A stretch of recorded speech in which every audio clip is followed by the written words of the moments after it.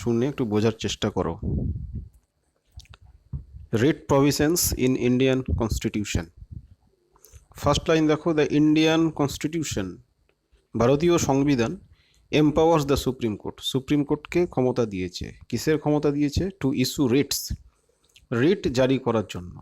কেন? For enforcement of any of the fundamental rights. যে fundamental রাইটগুলো তোমরা পড়েছো, 6টি ফান্ডামেন্টাল রাইট, মৌলিক অধিকার আছে, তার মধ্যে যে কোনো একটি, যে কোনো ফান্ডামেন্টাল রাইট বলবৎ করার জন্য conferred by part 3 of Indian constitution, যে রাইটগুলো ভারতীয় সংবিধানের পার্ট 3-তে আছে তোমরা জানো। এবং আর্টিকেল সুপ্রিম কোর্টের যে ক্ষমতা রিট জারি করা, এই ক্ষমতাটা কিন্তু 32 নম্বর ধারা অনুযায়ী, যেটা তোমরা পড়েছো, যে সাংবিধানিক প্রতিবিধানের অধিকার বা রাইট টু কনস্টিটিউশনাল রিমেডি। তাহলে রিট কেন জারি করা হয়, কখন জারি করা হয়, এই প্রশ্নের উত্তর হবে যে তুমি যে মৌলিক অধিকারগুলো পাবে, পাওয়ার কথা, তার কোনোটি কোনো কারণে যদি লঙ্ঘিত হয়, তাহলে তুমি তার জন্য বিচার চাইতে পারো। সেই বিচার চাইতে গেলে তার এগেনস্টে যে ভঙ্গ করলো তাকে একটা নোটিশ জারি করবে সুপ্রিম কোর্ট অথবা হাইকোর্ট, যার কাছে যাবে। তো সেই নোটিশটাকে আমরা বলতে পারি রিট। সেকেন্ড পয়েন্ট আছে, in addition to the above, অতিরিক্তভাবে the constitution also provides for the parliament, পার্লামেন্টকে এটাও ক্ষমতা দিয়েছে to confer on the supreme court power, supreme কোর্টকে ক্ষমতা দিতে, টু ইস্যু রিটস, রিট জারি করার, for purposes other than those mentioned above. উপরে উল্লেখিত বলতে যে 6টি মৌলিক অধিকারের কথা বলা হলো, তো শুধুমাত্র সেই অধিকারের জন্যই রিট জারি করতে পারে সুপ্রিম কোর্ট বর্তমানে, কিন্তু পার্লামেন্ট ইচ্ছে করলে তার ক্ষমতা বাড়িয়ে দিতে পারে। কেননা মৌলিক অধিকার ছাড়াও আরও কিন্তু অনেক অধিকার আছে, যেমন তোমরা অলরেডি জানো সম্পত্তির অধিকার, ওটা বর্তমানে মৌলিক অধিকার নয়, ওটা একটা আইনি অধিকার, লিগ্যাল রাইট। সেরকম কিছু পলিটিক্যাল রাইট আছে, ভোটাধিকার, এই ধরনের আরও যে অন্যান্য রাইটগুলো আছে, যেগুলো ভঙ্গ হলেও কিন্তু রিট জারি করতে পারে।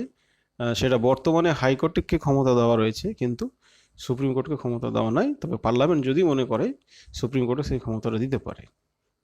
অর্থাৎ হাইকোর্ট কিন্তু মৌলিক অধিকার প্লাস অন্যান্য অধিকারেও বর্তমানে রিট জারি করতে পারে। তাহলে বলা যেতে পারে রিট জারি করার ক্ষেত্রে হাইকোর্টের ক্ষমতার প্রসার কিন্তু সুপ্রিম কোর্টের থেকেও বেশি। তবে আবারও বলছি, সুপ্রিম কোর্টকে কিন্তু সেই এক্সট্রা ক্ষমতাটা পার্লামেন্ট ইচ্ছে করলে দিতে পারে।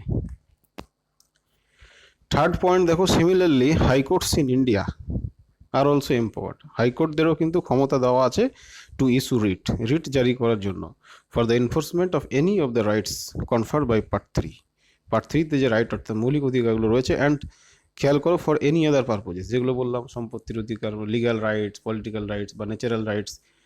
সংবিধানে কিন্তু মৌলিক অধিকার ছাড়াও আরও অন্যান্য রাইট আছে, তোমাদের এক্সট্রা ফান্ডামেন্টাল রাইট নোটে কিন্তু আছে এর উল্লেখ। তো সেটাকেই বলা হচ্ছে ফর এনি আদার পারপোজেস, অর্থাৎ অন্যান্য রাইটের জন্যও কিন্তু রিট জারি করতে পারে। এবং হাইকোর্টের যে রিট জারি করার ক্ষমতা, সেটা কিন্তু আর্টিকেল 226, খেয়াল রাখবে। বিশেষ করে অন্যান্য যে অন্যান্য অধিকারের জন্য যে রিট জারি করার ক্ষমতা, তার ক্ষেত্রেই আর্টিকেলটা বেশি প্রযোজ্য।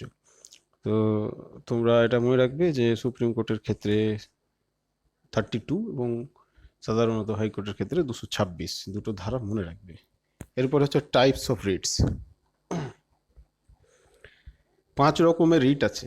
প্রথমে বাংলা পড়তে বলেছি, বাংলাটা পড়লে একটু ধারণা আসতে পারে। 5 রকমের রিট। তো এই নামগুলো বিদেশি বলে আমাদের একটু কঠিন লাগে, তবে এটা আমাদের ভারতীয় ভাষাতে হলে হেডলাইন দেখেই নাম শুনেই বুঝতে পারতে বা বোঝা যেত যে অ্যাকচুয়ালি রিটটা কি। বিদেশি শব্দ, তাই একটু মনে রাখতে হবে। Habeas corpus, mandamus, prohibition, certiorari and quo warranto, প্রত্যেকটার মানে মনে রাখতে হবে। হেবিয়াস কর্পাস মানে কি? হেবিয়াস কর্পাস মানে, আমি সরাসরি পয়েন্টে চলে আসছি, দেখো কি লেখা আছে খেয়াল করো। Habeas corpus is a Latin term, এটা একটা ল্যাটিন শব্দ, হুইচ লিটারালি মিনস, এটা কিন্তু পরীক্ষার সরাসরি দেয় যে হেবিয়াস কর্পাসের মানে কি। এর মানেটা হচ্ছে you may have the body. You may have the body, body মানে এখানে একটু মানুষকে বুঝিয়েছে, মানুষের শরীর, পুরো মানুষকে বুঝিয়েছে। তোমার এটা যে আটক করছে, এটা অ্যাকচুয়ালি কখন জারি হয় সেটা বললে বুঝতে পারবে। যে কাউকে ধরে নিয়ে গিয়ে আটকে রেখে দিল, হয়তো থানাতে গিয়ে রেখে দিল, বা যার আটক করার ক্ষমতা আছে, সেটা থানার আধিকারিক হতে পারে, কোনো গোয়েন্দা আধিকারিক, সিবিআই সিআইডি আধিকারিক হতে পারে, যাদের আটক করার ক্ষমতা আছে, তুলে নিয়ে গিয়ে আটকে রেখে দিল। কিন্তু নিয়ম হচ্ছে 24 ঘন্টার বেশি সে কিন্তু আটকে রাখতে পারবে না। 24 ঘন্টার মধ্যেই তাকে কিন্তু কোর্টে পেশ করতে হবে। তারপরে কোর্ট তখন দেখবে যৌক্তিকতা আটকে রাখার, যদি দেখে যে না আটকে রাখা যৌক্তিকতা আছে তাহলে ওকে আরও কিছুদিন হেফাজতে রাখার পারমিশন দেবে, আর না হলে ওকে ছেড়ে দিতে বলবে। তো এটা সাধারণ মানুষের অধিকার যে হঠাৎ করে তুলে নিয়ে গিয়ে আটকে রাখা যায় না। তো you may have the body বলতে কাকে উল্লেখ করে বলছে? যে আটক করছে, যে আধিকারিক আটক করছে তাকে বলছে তুমি আটক করেছো, you may have the body, তোমার বডি থাকবে, তুমি সেটা নিয়ে এসো, সেটাই বলা আছে। The writ is issued, second লাইনটা ইউ মে হ্যাভ দ্য বডির পরে দ্য রিট ইজ ইস্যুড, রিটটা জারি করা হয় টু প্রডিউস এ পার্সন, কোনো একটা ব্যক্তিকে, প্রডিউস বলতে এখানে নিয়ে আসার জন্য, হু হ্যাজ বিন ডিটেন, যাকে আটক করা হয়েছে, হোয়েদার ইন প্রিজন, জেলে কারাগারে হতে পারে, ওর ইন প্রাইভেট কাস্টডি বা ব্যক্তিগত হেফাজতে হতে পারে, বিফোর এ কোর্ট, কোর্টে উইদিন 24 আওয়ার্স, 24 ঘন্টার মধ্যে, অ্যান্ড টু রিলিজ হিম, এবং তাকে মুক্ত করা, if such detention is found illegal, যদি দেখা যায় যে এই ডিটেনশনটা অনৈতিক তাহলে তাকে কিন্তু মুক্ত করতে বলবে। নেক্সট হচ্ছে ম্যান্ডামাস। ম্যান্ডামাস এটাও একটা ল্যাটিন ওয়ার্ড যার মানেটা উই কমেন্ড, কমেন্ড বলতে আদেশ করা। এটা কখন জারি করা হয় একটু খেয়াল করো। ম্যান্ডামাস বলতে এর বাংলাটা তোমরা অলরেডি হয়তো পড়ে থাকবে, পরমাদেশ যেটা দিলাম, যে কোনো একজন আধিকারিক বা সরকারি কর্তা যার কর্তব্য কিছু পাবলিক দায়িত্ব পালন করা কিন্তু সে করছে না, যেমন ধরো মিউনিসিপ্যালিটির যে চেয়ারম্যান বা কোনো অফিসার বা যে কেউ, সিএমও হতে পারে, যে কোনো যার পাবলিক ডিউটি একটা রেসপন্সিবিলিটির মধ্যে পড়ে কিন্তু সে কোনো কিছু করছে না, তখন যদি কেউ কোর্টে যায় তাহলে তাকে ম্যান্ডামাস জারি করে, পরমাদেশ, অর্থাৎ কোর্ট বলবে যে আপনি এই করছেন না, করেন, কোর্টের কথা না শুনলে তখন কোর্ট অবমাননার দায়ে তার সাজা হবে। তো ম্যান্ডামাস মানে পরমাদেশ, যখন তার নিজের কর্তব্য পালন করে না তখন তাকে ম্যান্ডামাস জারি করে সেই কর্তব্য পালন করতে বাধ্য করা হয়। তো উই কমেন্ড, এটা খেয়াল রাখবে, mandamus is an order from the supreme court আর হাইকোর্ট, সুপ্রিম কোর্ট হাইকোর্ট থেকে একটা আদেশ টু এ লোয়ার কোর্ট বা ট্রাইব্যুনাল বা পাবলিক অথরিটি, এটা নিম্নস্থ কোর্টকে দিতে পারে, সে তার নিজের কাজ করছে না, ট্রাইব্যুনাল এটা আধার বিচার বিভাগের একটা ব্যবস্থা, ট্রাইব্যুনালে পরে বলা হবে, বা পাবলিক অথরিটি বা যে কোনো সরকারি আধিকারিক to perform a public or statutory duty, public duty মানে সাধারণ মানুষের জন্য যে কর্তব্যগুলো পালন করার কথা, স্ট্যাটুটরি ডিউটি মানে যে আইন, যে আইনগুলো হয়ে আছে সেই আইন মোতাবেক যে কাজ করা সেটাকে স্ট্যাটুটরি ডিউটি বলে, পার্লামেন্টে যে আইনগুলো পাস হয় সেগুলোকে স্ট্যাটুটরি বলা হয়। তো পার্লামেন্ট বা রাজ্যের ক্ষেত্রে বিধানসভাতে যে পাস হয়ে আছে যেগুলো করতে হবে সেগুলো স্ট্যাটুটরি ডিউটি, তো এগুলো না করলে তাকে পারফর্ম করার জন্য ম্যান্ডামাস জারি করা হয়। The writ of command is issued by the supreme court আর হাইকোর্ট, এই রিট অফ কমান্ড এটা ইস্যু করা হয় বাই দ্য সুপ্রিম কোর্ট অথবা হাইকোর্ট দ্বারা, when any government, court, corporation, একটু খেয়াল রাখবে যে কাদের জন্য এটা করা যেতে পারে, সরকার, কোর্ট, কর্পোরেশন, সংস্থা, এনি পাবলিক অথরিটি, কোনো আধিকারিক has to do a public duty, তাকে পাবলিক কর্তব্য করতে হয়, but fails to do so, কিন্তু করতে সে ব্যর্থ হয়।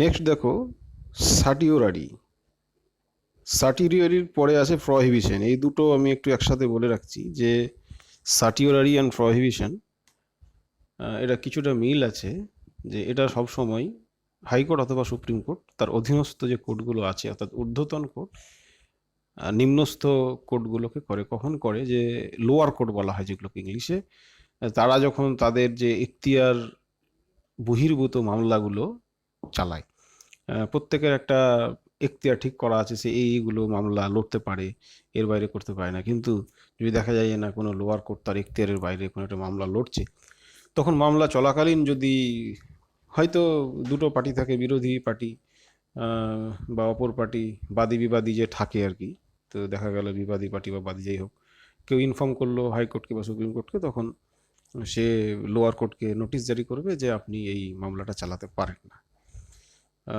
ওকে কিন্তু নিষেধ করবে, নিষেধ। তো নিষেধ বলতে আমরা কোনটা, এটা প্রহিবিশন।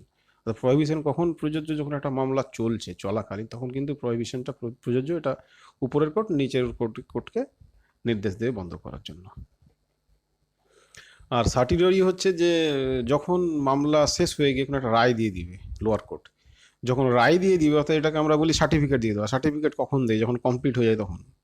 তা মনে রাখবে যে প্রহিবিশনটা মামলা চলাকালীন, কিন্তু সার্টিওরারি এটা কখন, এটা যখন রায় কমপ্লিট রায় দিয়ে দিবে তখন। তো তখন উপরের কোর্ট নিচের কোর্টকে, লোয়ার কোর্টকে নির্দেশ দেবে যে এই মামলাটা, এই রায়টা আপনি প্রত্যাহার করুন, রায়টাকে বাতিল বলে ঘোষণা করবে, যেহেতু মামলাটা ওর এখতিয়ারের বাইরে ছিল।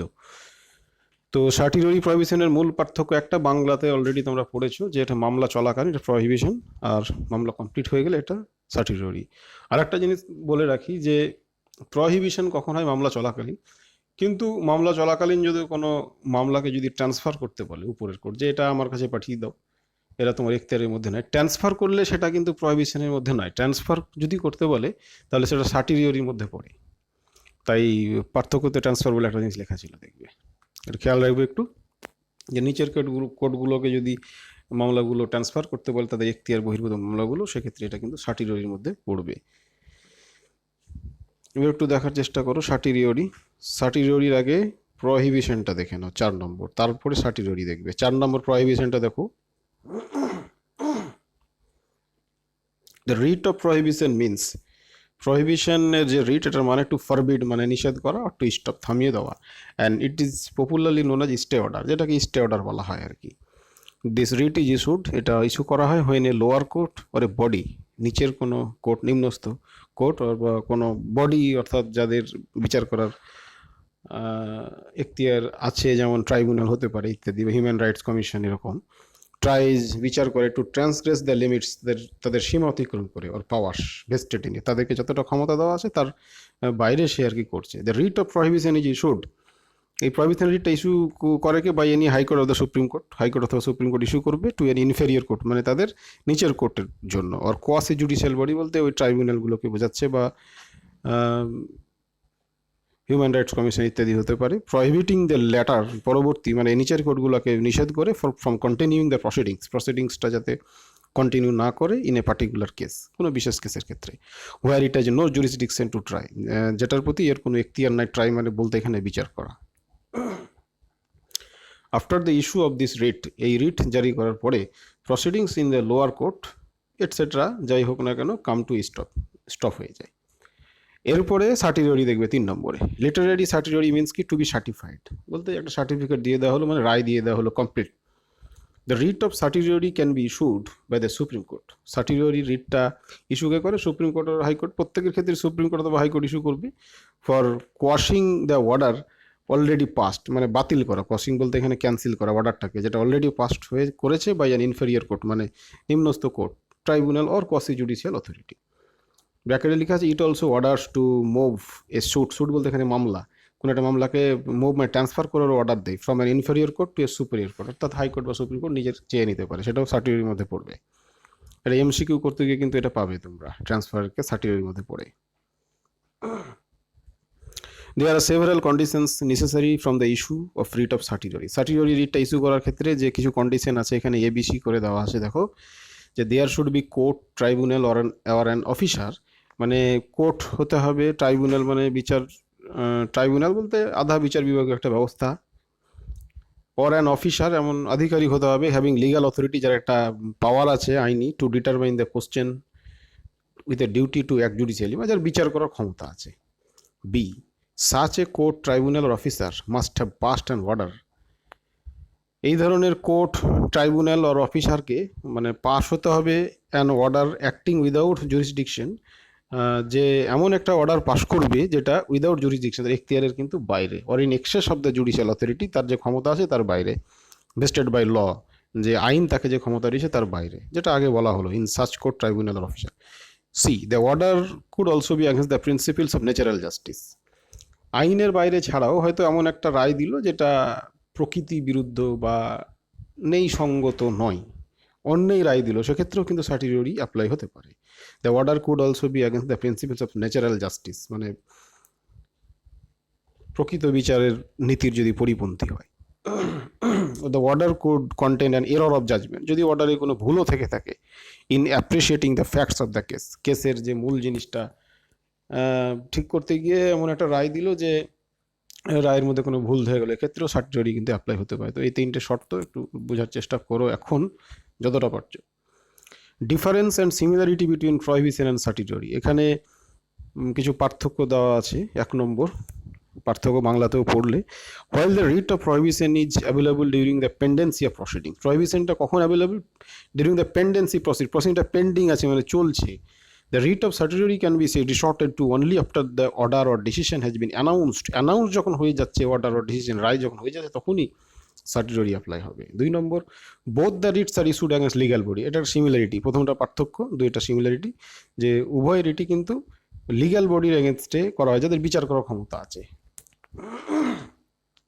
তাই বলে রাখি যে প্রহিবিশনটা মামলা চলাকালীন, অর্থাৎ জুডিশিয়াল বডি বা কসি জুডিশিয়াল আধা বিচার বিভাগ ছাড়া হবে না, কিন্তু সার্টিররি কোনো সরকারি দপ্তরও কিন্তু অনেক সময় অর্ডার দিয়ে থাকে, তো সার্টিররির ক্ষেত্রে সরকারি দপ্তরগুলো চলে আসবে, কিন্তু প্রহিবিশনের ক্ষেত্রে শুধুমাত্র লিগ্যাল বডি আসবে, অর্থাৎ জুডিশিয়াল বডি আসবে। 5 number last, the writ of quo warranto. Quo warranto এটা বাংলায় হয়তো পড়েছো, যে কোন অধিকারে, মানে কোনো একটা পদ বা কোনো একটা চেয়ার কেউ দখল করে রেখেছে কিন্তু ছাড়তে যোগ্যতা নাই, হতে পারে তার কোয়ালিফিকেশন নাই, কোয়ালিফিকেশনের মধ্যে বয়সটাও পড়ে, যে 60 বছর পর্যন্ত তার চেয়ারটা ধরে রাখার কথা, তারপর রিটায়ারমেন্ট, কিন্তু সে কোনো একটা ক্ষমতা বলে সে চেয়ারটা ধরে রেখেছে, যে 60 বছর পেরিয়ে গেলেও ছাড়ছে না তার নিজস্ব লাভের জন্য, বা শিক্ষাগত যোগ্যতাও নাই তবুও সে জোর করে ধরে রেখেছে। অর্থাৎ জোর করে কোনো পদ বা চেয়ার ধরে রাখলে তার এগেনস্টে এই কো ওয়ারেন্টো রিট জারি করে, যে আপনি কোন অধিকারে আছেন, আপনার যোগ্যতা দেখান, যে হ্যাঁ আপনার যোগ্যতা আছে। সে যদি দেখাতে পারে ভালো, যদি না পারে তাহলে তাকে চেয়ারটা খালি করতে বলা হবে। এটা হচ্ছে কো ওয়ারেন্টো, একটু দেখে নাও। The word quo warranto literally means, এর মানেটা হচ্ছে বাই হোয়াট ওয়ারেন্টস, মানে কোন দাবিতে বা কোন অধিকারে, আর হোয়াট ইজ ইউর অথরিটি, কোন অধিকারে। It is writ issued with a view to restrain, এই রিটটা ইস্যু করা হয় উইথ এ ভিউ টু মানে উদ্দেশ্যে, কিসের উদ্দেশ্যে? রেস্ট্রেন মানে কন্ট্রোল, চেক করা, a person from holding a public office, সরকারি কোনো অফিস ধরে আছে, টু হুইচ, যার প্রতি হি ইজ নট এন্টাইটেল, সে যোগ্য নয়। ব্র্যাকেটে লেখা আছে হ্যাভিং নো এসেন্সিয়াল কোয়ালিফিকেশনস, কোনো প্রয়োজনীয় যোগ্যতা নেই, আর এক্সিডিং রিটায়ারমেন্টে, অথবা রিটায়ারমেন্টে পেরিয়ে গেছে। This writ is applicable to the public offices, এটা সরকারি অফিসের ক্ষেত্রে প্রযোজ্য। ব্র্যাকেটে লেখা আছে were created by statute, statute মানে পার্লামেন্টের কোনো আইন দ্বারা তৈরি হয়েছে, অর বাই দ্য কনস্টিটিউশন, অথবা সংবিধান, সাংবিধানিক বডি হতে পারে, বিধিবদ্ধ স্ট্যাটুরি বডি হতে পারে, যেমন তোমরা যেন সেবি একটা স্ট্যাটুরি বডি হয়তো শুনেছো, আবার সরকারি office only, and not to private office. সব বেসরকারি কোনো পদ বা চেয়ারের জন্য এটা অ্যাপ্লিকেবল হবে না, সরকারি জন্যই হবে। হতে পারে সে সাংবিধানিক বডি, অথবা আইন করে তৈরি, অথবা সরকারি পাবলিক যে অফিস, সেগুলো। তো এই যতটা পারছো বোঝার চেষ্টা করো।